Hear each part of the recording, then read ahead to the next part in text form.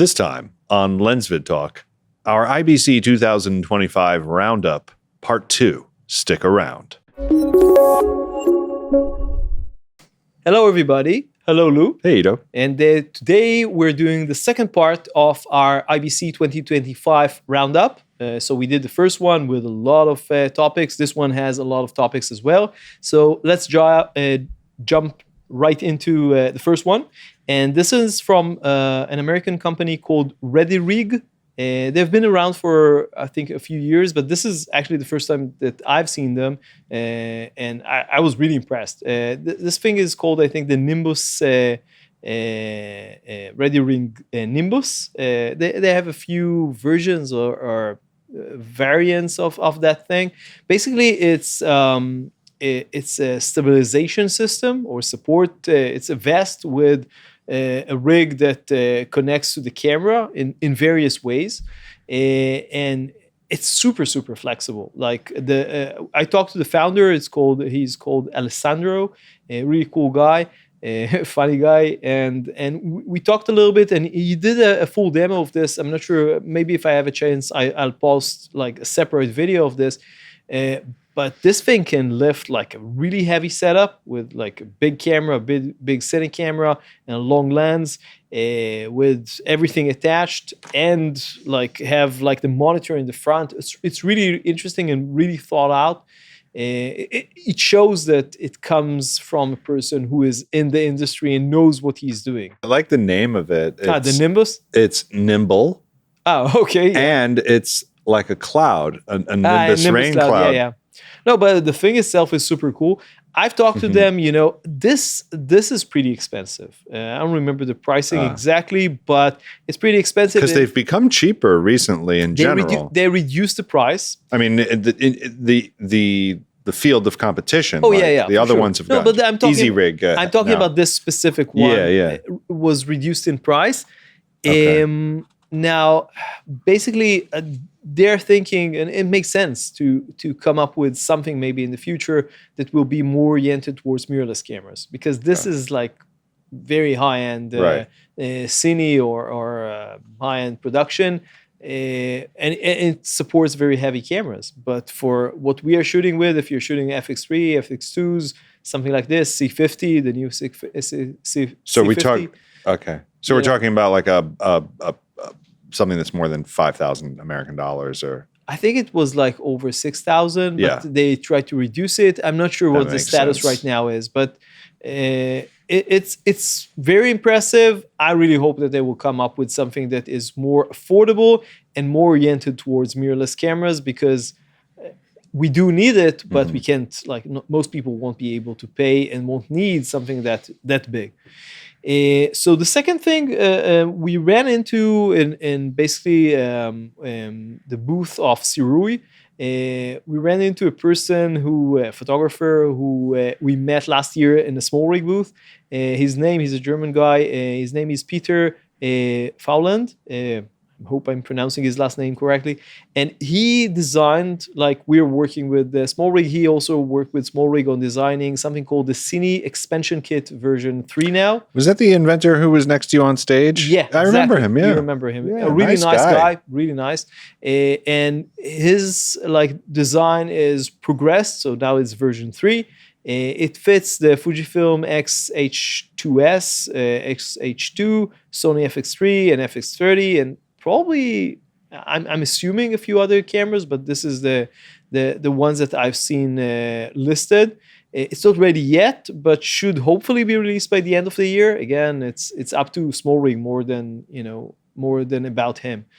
Some of our designs are also a little bit behind with Smallrig. They have, I think, too much on their hands right now. But that was pretty cool. Again, if I have a chance, I'll post like a separate video on that, but you can see what we recorded here. In the Sirui booth, so this was in the Sirui booth, but now talking about Sirui themselves, they were showing a huge number of lenses. You remember, I think every couple of months we have another like lens line from Sirui. And I think that this time they were showing the Aurora. I think we mentioned, did we see the Aurora 35mm last year? Possibly. maybe the 85. No, I think that we saw the 85, and this year they were showing the 35. I think that's the.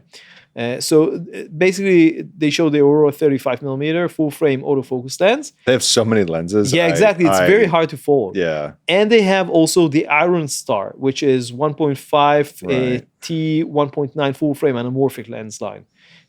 So that was also on display, and a bunch of other lenses. So that was pretty cool. It had a pretty large stand, and of course, don't forget they have a really large amount of tripods and monopods and all sorts of like other accessories. A lot of people now know them because of their lenses, but they actually started from tripods. I have one of their old tripods that we reviewed, I think, more than 10 years ago. Fantastic, still working. Really cool. The next one was Osee. And I really like that company. And after the show, after meeting them at the show, I like them even more. And I'll tell you why. First of all, we saw the GoStream Duet 8 ISO. Now, long name. This is basically a really impressive video switcher with 8 channels, so 4 HDMI and 4 SDI. So you can connect like a bunch of things to it. It has 2 XLRs, which is super cool. It has all sorts of advanced audio features, so EQ, low cut, high cut, filter, noise gate, compressor, limiter, whatever. So this is going to compete with YOLO Box. Yes. And does Rode have something? Yes. And right. Blackmagic. Right. So this is the competition. Right. It's much cheaper than the Rode, and on paper, much more capable, at least in some respects, because it has much more inputs. And as far as I can tell, I think it's 4K. The Rode is 1080p. Is it 4K? I could be not 100% saying sure. that. I mean, that's what you have, I think, here. 4K? No, it says 4X. I don't know. Actually, what that I'm means. not sure. Oh, that's 4X. Maybe it's 1080p. Yeah. I don't know. I'll write that it would on the screen. that would be a huge departure because no, most of them are 1080p. I'm not sure about this one. Yeah. Right. But the pricing, $800. Yeah, that's competitive. Yeah, it's very competitive. The Rode is like almost twice as much. The Rode is the only one I think that has capable audio features like noise cut and all that kind of stuff. They have XLR, right? Yeah. And I'm not sure about the Blackmagic. The Blackmagic is very expensive. It's like over $2,000. But theirs is also meant to be stationary. They don't have one that is exactly like the YOLO Box. It's more of like a studio the YOLO Box, setup. I think mostly It's mobile. It's mobile with a screen built in. This one didn't have a screen, but they hooked, because they're a screen company. Like what they mostly do is monitors. They hooked up a really cool thin monitor to it with a 3D printed contraption, which was really cool, really nice. I liked it. I don't know if they're going to sell it, but why not? You know, that was a really nice setup. But is this going to have its own, like, do you put a SIM card in this thing, or does it connect to something else that then transmits? Wow, really cool question. I think it has an RJ45, so you can connect a network. Right. I don't know. Because that would let us know whether it's really supposed to be a truly mobile solution, or if it's really a studio solution. If it's Ethernet, it's a studio solution. I'm thinking it's more of a studio solution, but maybe I'm wrong. Okay. I know. It's a good question. Yeah. It can transmit when it's connected, however it is connected to YouTube, Facebook, Twitch, etc., so directly. So, yeah. My interest in this is for this type of scenario. We are not doing this obviously live, but recording multiple cameras into a unit, being able to monitor it. I would like the audio features are really interesting. 2 inputs, 2 XLRs is, I mean, it's good for this thing, but if we had like another person or 2 people, then it's problematic. You can probably add them via like 3.5 millimeter like wireless mics or something. But if you want 4 XLRs, I don't think that you have an option right now. Maybe they will add it somehow in the future with an extension box or something. So that can be interesting. The second thing that they had on their booth, which was really interesting, was called Osee Mega 22S4. And this is basically, and I think it's an update to an existing monitor, the 22-inch monitor that they have. It's actually 21.5 inch monitor. It's 1500 nits, so pretty bright for a large monitor. And it has 3 inputs, so 3 HDMIs and 2 SDIs. You can do 3 simultaneously, so not 5, but 3. And it has a feature which I've seen on the show with another company, but this is the first time I'm seeing this. It's basically, it allows you to see 3 cameras shooting vertically on the monitor. So they're side by side. Exactly. Okay. So you have like 9 by 16, 9 by 16, 9 by 16. Yeah. Really cool. I've seen it from a different company, which I didn't know. Exactly the same concept. But Osee is known for their quality, so I'm sure that this monitor is really high quality, and it's a cool feature. I guess there's applications in social media for that. Yeah, for sure. Huh. I'm definitely interested in that. So that was Osee. I also talked to their CEO. Really cool person, really knowledgeable. It's again, when you're talking to a CEO or manager or founder of a company who is very technical, that's you know that the company is serious because they know what they're doing. So I talked to him about the solution that I was thinking about. I don't know. I'm still hoping that we can get the GoStream Duet 8 for review. Again, not necessarily for streaming. Maybe we'll test it, but this is not our use case. It's more for this, like for the LensVid Talks, for podcasts, stuff like that. Nisi was at the show showing a new, I'm not sure if it's a new line, sort of. It's called the Athena Tuned Glow. So last year we saw the Athena Tuned, which was like a limited edition, sort of how would you describe it? Well, the guy vintage looking Athena version, basically. Okay. So the Glow is this. The Glow is the same optics as the Athena Primes, but with warmer flares. This is how they describe it. And they showed some demos, and it was pretty cool. We also got from them at the show one of their kits, their V&D kits, or the new filter kits, magnetic ones. We'll test it after we're done with all this mess that we have here, moving to the new studio, probably in a month and something. But it's on the list, so it's the review is coming. I'm really excited to test that. Next, we went to CameTV, and CameTV. First of all, I learned something really interesting about CameTV. It's a company that we reviewed a lot of their products. We're actually using one of their batteries right now on one of the cameras here. First, what I learned is I talked to the CEO, who is again a very knowledgeable technical guy. And apparently they are under the same umbrella as a different company which we tested products from before, called Yinchem. They are far less known than CameTV. But again, we tested some of their batteries. We have them still in the studio. They're working fine. And now they have a different, apparently they love opening new brands. So they have a brand called Vulturable. Okay, I mispronounced it. But anyway, this is a slightly different brand with, I think, a different target audience, not necessarily for photography, but maybe also for photographers. It's more like general purpose batteries and stuff like that. So yeah, anyway, what I think this was from Yinchem, it's a solution called YCC2V. Strange name, but the thing itself is really cool. It's basically a dual V-mount charger, which is really compact. It folds, so you can put it in the bag. It doesn't take a lot of space, and it's USB-C chargeable, basically, or powered by USB-C.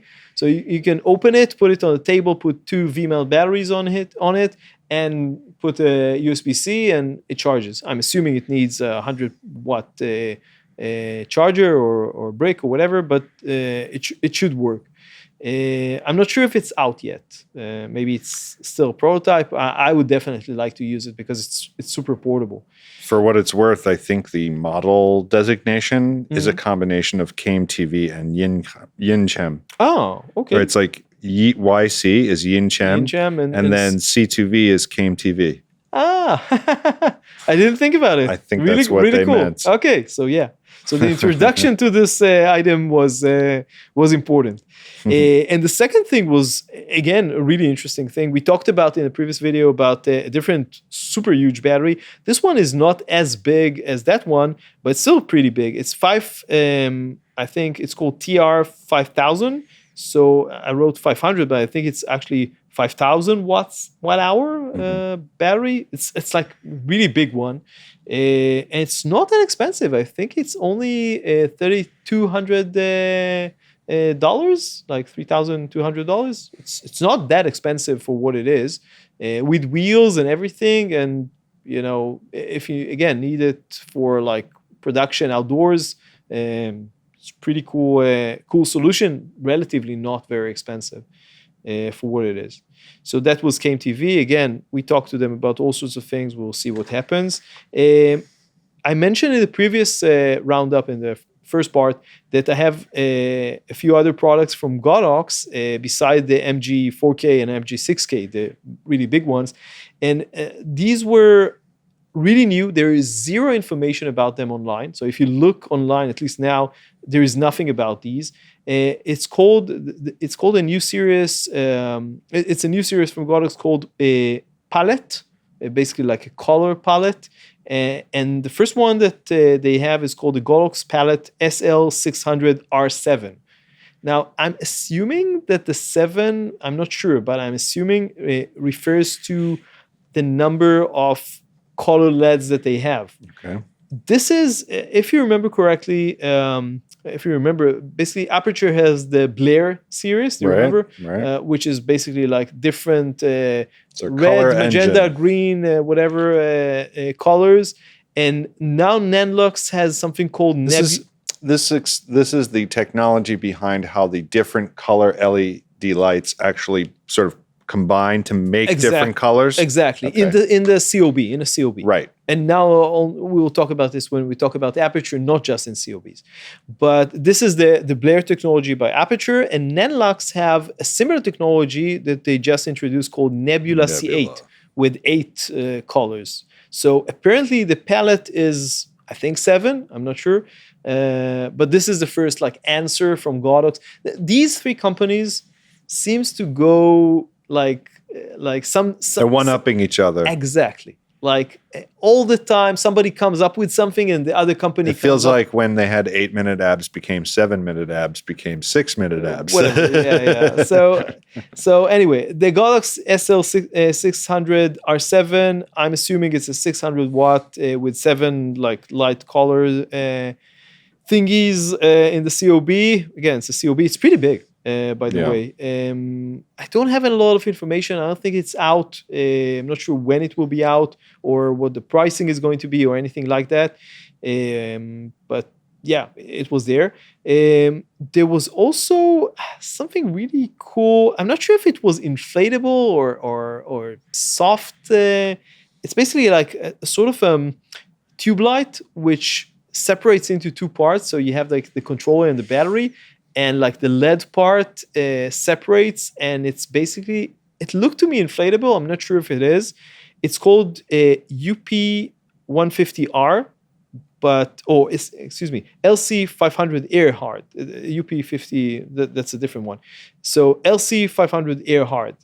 If you're looking on this online, you're coming up with something which has a similar name like the LC500 or LC500 Air, but it looks different. So I'm not sure what's up with that, but it was pretty cool. I don't have a lot of information, and it was not announced yet as far as I can tell. What else? The ultra-thin RGB panels. These are called the UP150R or UP150R. These are like non-flexible panels, rigid panels, really thin, and you can put them like on a mount, like one on top of the other. Again, panels, RGB, controllable, pretty cool. I'm not sure of the pricing. Again, I'm again not sure that they are announced. This one is something which is completely out there. This is by, I'm assuming, a German company. It's called IBE Optics. And they have something that I think they showed for the first time in NAB or even before that. It's called the Raptor Scope Full Frame.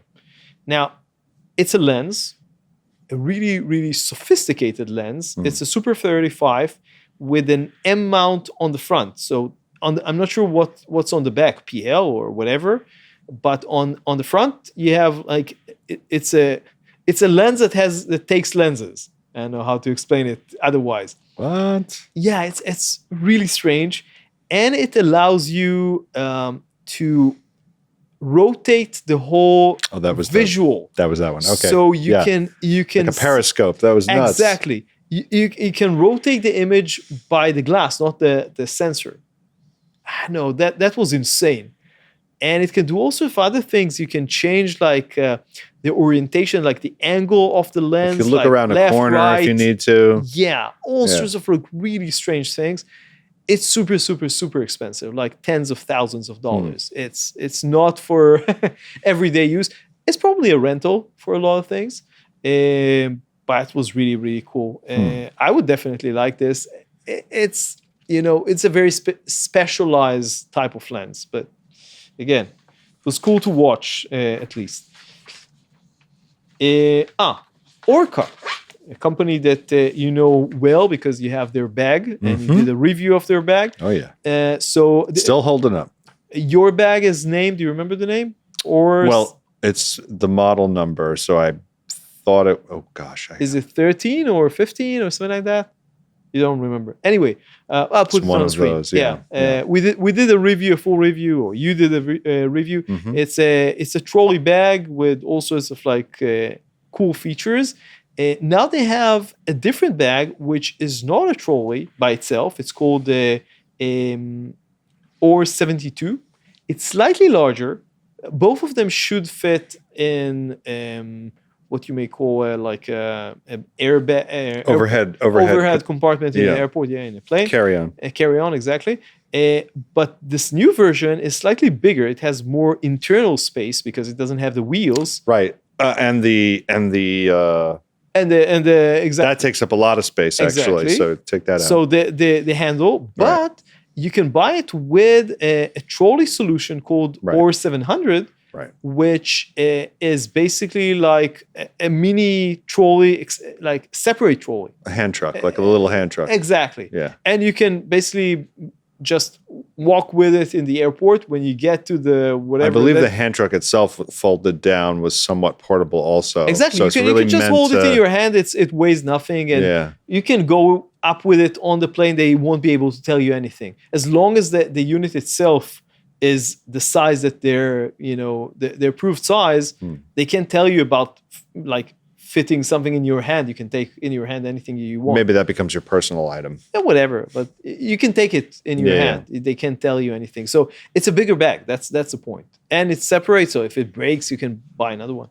It's cool, I don't have pricing. I don't remember if they told me, but I think it's already available. YC Onion. YC Onion had a bunch of things. So first of all, I think this is something I'm not sure if the monopod we've been waiting for, something that So that one is also, but the first thing is the Taco T23, which is a smart tripod with like the legs open and closes in a really unique way. Like you push them down somehow and they fold. Like you open something, you push down, and they fold or open very quickly. So that's pretty cool. And there is also you have the Pinata Pro monopod, the Pro version. So this is like it goes super tall. It has a mechanism like a switch which you push. And then you can push it upwards or downwards. So that's pretty cool. And again, it goes really tall. It has a feet mechanism. Like you push it and the whole thing moves like to all sides. This is not new. What else? I think that this is more or less that for the Pinata Pro. I hope that we can test it later on. But they also finally showed the final version of the Cedar professional fluid head, which is really impressive. I think we talked about this a couple of times before. We saw it last year, but now it's finished. It's out. You can buy it. But it was nice playing with it. It's super smooth, really professional, quality professional fluid head. Portkeys. Counterbalance? Yeah. It has levels of counterbalance. Okay, that's what I was curious about. So Portkeys has a bunch of new products. The first one is called the Portkeys LS7P. So it's a 7-inch 1000-nit monitor with both SDI and HDMI. I think one of each, not in and out, I think. But with cross conversion. It has a touch screen and touch camera control options, including autofocus and everything with their like wireless system. It has top bottoms, which I really like, although I didn't see a scroll wheel or anything. Like a few of, I think that Viltrox has a monitor that we should be testing with a scroll wheel. Oh, wow. So that's nice. It has, on the back, it has something interesting that I'm not sure if this is the first time or they had it in the past. It's a rotatable wireless transmitter base. So if you want to connect like a wireless transmitter, you can put it either in this orientation or in this orientation. Sometimes it's important just for like connectivity or whatever. But that's pretty cool. Interesting. I think it costs $450. I have something more to say about this, but first I want to talk about the second monitor, which is called the PT5 Mark III. 5.4-inch monitor, very affordable, $170, but it has a lot of like cool features. Like I think it has a camera control as well. So for that like low price, having camera control is really cool. Wireless camera control for sure. And the most interesting thing that I've seen from Portkeys is the technology that they're developing. I'm not sure what's the status of this. It's called one-to-many multi-camera control. So it's basically the ability to control up to 4 cameras from an app. And again, I'm not sure how it works. I think it works through their monitors. So the monitor connects to the camera with the control feature. And then you have an app. And from the app, you can control up to 4 cameras with monitors. Is the app on your phone or on a Portkeys monitor? No, I think it's an app on. They show it on an iPad or something like that. Okay. So this is my understanding. That's great. Really interesting. I have a lot of thoughts about this. I don't want to mention them here because it's something that I'm still in the process of developing. We will see, but it's a cool solution, and it has like an extender unit, which I don't think it's out, which will allow you to control cameras up to 50 meters away. So really cool. I know. Again, we'll have to see how it works exactly. I need to talk to them, maybe get a bunch of like monitors just to test this. Like in this situation, we'll be able to control like all 3 cameras. We're shooting with 3 cameras, so all 3 cameras from an app and change the settings and everything. It's pretty nice. So that was Portkeys. Aputure showed the Nova II. Do you remember us talking? I think in one of the previous LensVid talks, they had like a preview of the Nova II, the big panel that is replacing or the successor to the P600C. So this is that. Really impressive 2x1. I think that they also have a 1x1 version. But mostly I've looked at the 2x1. It is the first panel with the Blair CG technology that they have on their, we talked about it before, the multicolor. This is just about color accuracy. Yeah. Their Blair system. Exactly. It goes from 1800 Kelvin to 20,000 Kelvin. So very wide temperature range. Built-in lighting effects, high power 35 beam. I think that they have a version with a different beam angle as well. IP65 rated, quiet, weather resistant, again, obviously, removable yoke for flexible rigging, and obviously Bluetooth, DMX, wireless CRMX, all the regular stuff that they have. I didn't write the pricing. I need to check it. If it's out, I'll write it on the screen. The original Nova wasn't a super expensive light, I thought, was it? What, the P600C? No, it was. It was, okay. Yeah, no. Maybe there was a... There was a 300 version as well. Yeah, like a... Yeah. No, but it was pretty... Okay. I mean, depending on what you consider expensive, but several $1,000s, 5,000, I don't know. Okay. Oh, Some, Yep. maybe less, more. I don't remember. Again, I'll put if there is a price, I'll put it on the screen. We talked to Brandon Lee, by the way, on the floor, and we talked to him and to a few other people from Aputure about all sorts of other things. We'll see what will come out of it. But talking to Brandon is always cool. He's like one of the best presenters in the business. So that was day 2, by the way, of the show. We were there for 3 days. So on the previous video, we did day 1. This until now was day 2, and now day 3, the last day. The first company that we saw there, we didn't even talk to them, but we just saw it. It was such a strange thing that I wanted to mention it. It's called, you pronounce it? Oysmas? Yeah, Oysmas. I thought it looks a little bit like Christmas, so maybe... Exactly. Maybe it's Oysmas. Yiddish Christmas? I don't know. Oysmas? I don't know. Anyway, this is I think a Chinese brand which developed a helium-filled LED balloons.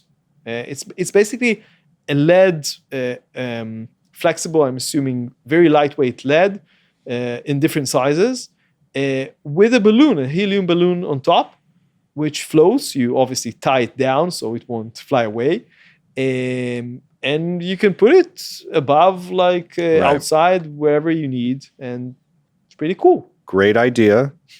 The initial picture looked really classy, kind of like the Aputure, what is that called? Their big, like, ceiling light. Yeah. I know what you're talking about. The flexible, the matte, yeah. It looked like that. And I was like, okay, if you can basically get one of those mats floating up in the sky, like above a wedding photographers are gonna pay me, like, sign me up. I'm gonna buy one of these, and I'm gonna start making some wedding money finally. And then I found the YouTube video that showed it a little bit more close up, and it looked completely different. It looked more like a large garbage bag with a cellophane across the opening so that the light could come out. It didn't look like it had a nice diffuser in front of it anymore. So I'm curious, what does this product really look like? Because I now saw 2 different versions of it. The version that I saw in the show, I'll put it on the screen, probably closer to what you were describing. The concept is nice. Yeah, I mean, as a concept, it's great. Yeah. Although helium is very expensive now, so I know. But you would have to carry around a tank, I guess. And another thing, the still like the price idea, of the unit itself is very, very high. You're talking something I'm wondering starting from $7,000. I'm wondering if it's going to wind up looking a lot nicer than what I saw, because otherwise that price doesn't make sense. Yeah, I know. So that was that company, Oysmas. Mm-hmm. The highlight of the show, just like the highlight of NAB, for me at least, was the Pixboom. Yeah, you love this camera. I love this camera. I can't stop talking about it because it just feels a niche that currently has not a lot of other options, and certainly not a lot of other options in this price range. So this is the 1,000 frames per second 4K camera. Mm-hmm. There are very few other cameras with this capabilities. Most of them cost at least twice, if not 3 times as much, and some of them way, way above. So like the old ones, very expensive. So again, slow motion, we saw it in action. It was really cool to really, it took them like 2 minutes to actually shoot like a really cool demo of us like dropping something on the floor that was like a toy thingy that moved very nicely. So it was really simple to operate. Basically, that's the idea. What I discovered is the camera itself is really lightweight, and the center of the camera is hollow, completely hollow.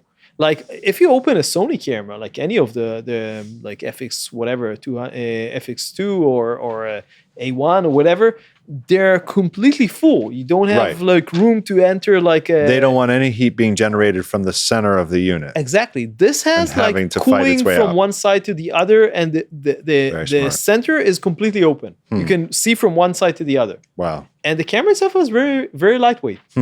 Now they developed their own like SSD storage solution, which is also really cool. And what else? It's going to be. I think it's on Kickstarter right now. I'm hoping. I'm thinking.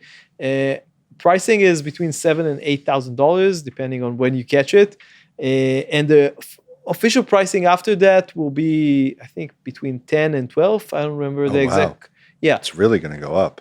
yeah. So if you want it, take it now. I'm really hoping that we get one. I think that Philip Bloom really recently posted a full video of this. He shot his cats like jumping up and down in slow motion or something. It was fun to watch. I'm not sure if he's like the best. Like he's a really cool guy, and his cinematography is fantastic. But he's not necessarily shooting like products and food and stuff like that, like we're shooting, which makes more sense for this camera, at least in my eyes. So For hopefully animals, it's great using slow motion. yeah, but They I'm can not sure if sometimes you use it really need fast. 1,000 frames per second. Maybe. I don't know. Sometimes they move very fast. Yeah, depending on the animal. Okay, maybe. We can give it to our friend. That's my our boy friend, Philip Matan, Bloom. to shoot lions jumping in 1,000 frames per second. Exactly. Yeah. So yeah, but we will see. I'll talk to them in a few months. It should be out, like fully out in February. This is what they've been telling us. Like you can. That's when it will be off Kickstarter by then. So it's going to be off way before that. So it's going to be off Kickstarter any moment now. Probably. Yeah. I'm not sure, but yeah. Huh. Yeah. So that's Get it now. Pixboom. Yeah, get it now exactly. Pixboom. So that was Pixboom. iFootage is the next one. So on the iFootage booth, we saw a new upcoming product called the Shark Slider Pico. So they have the small one, the how do they call it? The Nano 2. Right. Now they have the Pico, which is even smaller. Yeah, really small. It's good for like action cameras, smartphones. I think that they demonstrated the Osmo Pocket 3 on top of it, which is really cool because the slider itself allows you to do like pan, and the Osmo can do up like tilt and pan. So you can do all sorts of like really interesting movements with it. It's really small. It's really compact. It's not out yet. I don't have a price, but I'm assuming it will be out like pretty soon. They also showed a longer version of the Nano 2. So the Nano 2 has two versions. Now I'm glad I didn't jump at the original because I would prefer a longer version. No, there are two lengths of the original. Yeah. Now they are going to have a third version, which is like the travel length is 86 centimeters. It's like pretty long. Is that the longest or is that? It's that the new. the three? It's that the upcoming one. Okay. So that's the Cool. yeah. They have two versions. I think 140 and 160, 40 something, 60 something centimeters. Now they're going to have 80 something centimeters or 86, and it will work obviously with the DJI gimbal with all the support for that, and very interesting. I talked to them about all sorts of other things. They also have like I don't think that I shot this, but like a round base. We're using them right now actually on the floor for our. Mic stands basically. So they have a newer, larger version with a different arm, and we'll see. We're probably going to get it for review. We tested obviously the previous ones. We're using them all the time. So that was iFootage. Smallrig had a lot of stuff. Their booth this year was pretty different than last year. So I didn't see a lot of like talks, and last year I was on stage basically talking about what I'm working with Smallrig. This year there wasn't anything like that, but they showed a lot of products. If you remember, we talked about the small mini light, 40-watt mini light that they had. So they showed it. It was really powerful. It has like all sorts of you have like a softening diffuser and a grid and a few other things. So that was pretty cool. And they also have a 20-watt version of the flashlight that they have that I tested with the gobos. I'm hoping that they will change the gobos from like plastic to metal because it makes sense. And they had something that you would like, which is a new cage system with a lot of accessories for the iPhone 17. So that was cool. Yeah, I mean, I think the one that I have is working pretty well, but I am intrigued by Tilta's Chronos, which is it's like as intense as you can get. Yeah, probably overkill. And I mean, I'd be curious to see. Yeah. How this might be different from other ones. Yeah, so it can be interesting. So that was the Smallrig. I'll just say on that, there's very few cages, phone cages that do everything. That was what I was trying to do when I got the Brandon Lee version. A ton of accessories for this. A ton. That's really cool. Yeah. And they had a new monopod. I think it's a prototype at the moment with like quick deploy system. Fast deploy and the foot pedal, basically like the iFootage and YC Onion versions, but their take on this. I think that they still need to work a little bit more on this. Like the arm they had several versions of how to open and close it. One was nicer, but some other features were not that great. So they need to work on it. Again, it's not out yet. And they had a system for like a detachable head, which for the monopod, which was pretty cool. I think that the iFootage also have something similar, but that was really nice. The last two, you just mentioned Tilta, so it's worth talking about them. I think that this was the first time that I really had a chance to talk to somebody from Tilta and really discuss some stuff. But the product that they actually were showing is, I was really surprised that Tilta was making this. It's called the Tilta Boulder Camera Cart.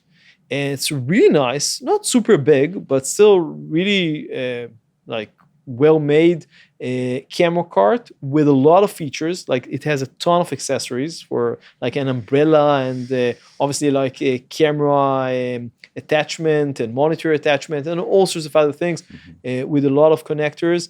And what attracted me the most is obviously the price. It starts from $1,200.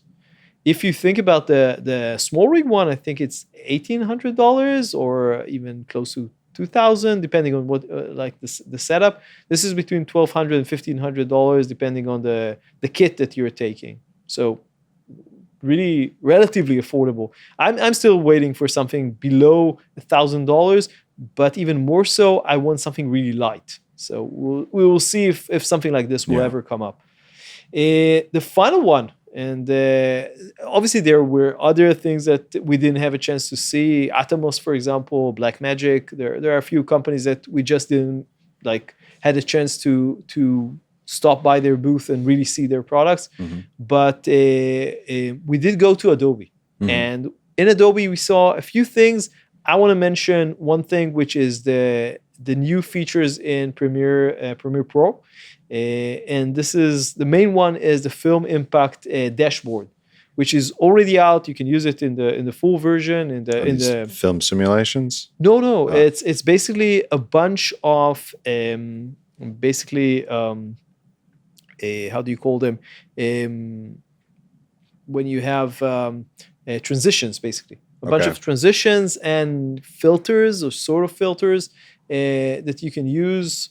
They basically purchased Film Impact, which was a separate company that did transitions and all these filters and stuff for a really long time. So they've now got a built-in digital filter system so you can have it be like mostly transitions and others. It's like, I don't remember, 80 new transitions and filters and such. I'd be curious about the filters. Yeah, I think that because I've been looking at using digital emulated filters. I'm not sure if the filters is the right term. It's like if you want all sorts of like effects, like flares and stuff like that. Yeah, these sort of things.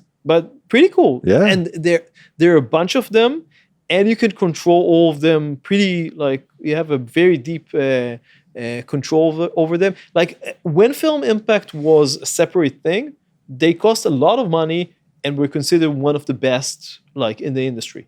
So now they're part of Premiere, part of Adobe. And from what I understand, it's not just that they bought it and this is what they will be and that's it.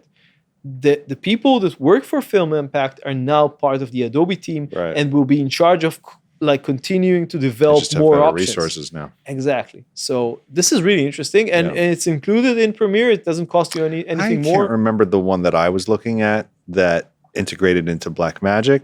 I wonder now if it's the same one or if it's a competitor, but I'll report back to us on that. I'm not sure, but it's a great idea. I've been wanting to use a system like that as well.